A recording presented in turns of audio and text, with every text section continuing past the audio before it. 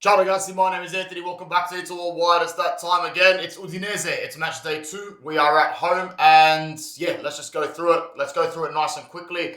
It's a fixture that's approached us exactly pretty much about 6 days after the Torino fixture, after the 5-0 victory.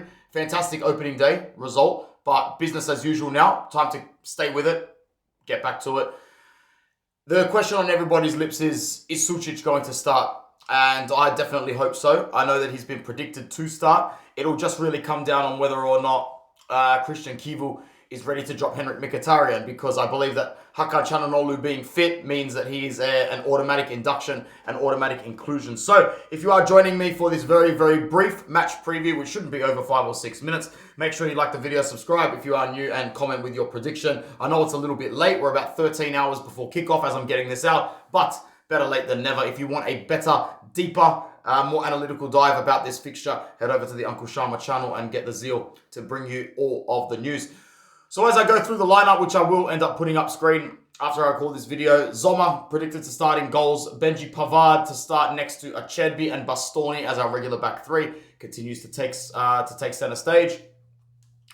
Denzel Dumfries and Federico Di Marco expected to start on the flanks in the 3-5-2, with Barella, Hakan, and Sucic expected to start in midfield. Nothing would make the fans happier than seeing Henrik Mkhitaryan drop to the bench. I mean, let's face it, he's been the player that fans have been crying out to get less minutes, obviously because of his age. It's the biggest thing. But more importantly, we need to start getting used to the fact that Sucic is a starter in this side. And if Hakan Çalhanoğlu is fit and he's at our disposal, we're going to use him. We're going to use him because we also need to keep that market value up. We need to keep it actually as high as possible, because to put him on the bench and to see his market value diminish would just be a disaster for everybody. Lautaro and Thuram expected to start up front. I actually think that Pio Esposito is going to get some minutes. He's been called up to the Italian national team just earlier by Gennaro Gattuso this week. Let's have a look at Udinese, the opposition. Sava starts in goals. Nicola Bertola is expected to start in defense. That's an interesting inclusion, actually. Very interesting inclusion. Christensen at centre-back with Solet. Obviously, we know that we were linked to that centre-back in particular, but he's got that court case or those charges hanging over his head.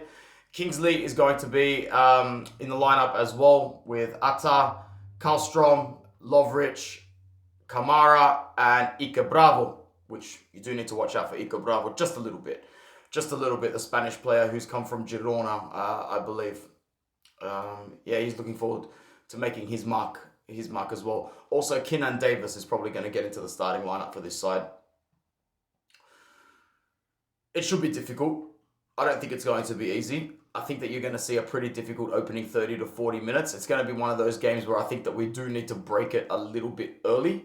And if you can break it a little bit early, then we can play from in front. We can play from in front and play the way that we want to play. Everyone was very impressed with the high press and the pressure that we played on Torino. But that Torino side is very much a weaker version of a Torino that I'm used to growing up and facing. And to their credit as well, Udinese has always been a difficult-ish, bogey-ish team of sorts, albeit in the last few seasons under Inzaghi and Conte, we have had their number a little bit better. With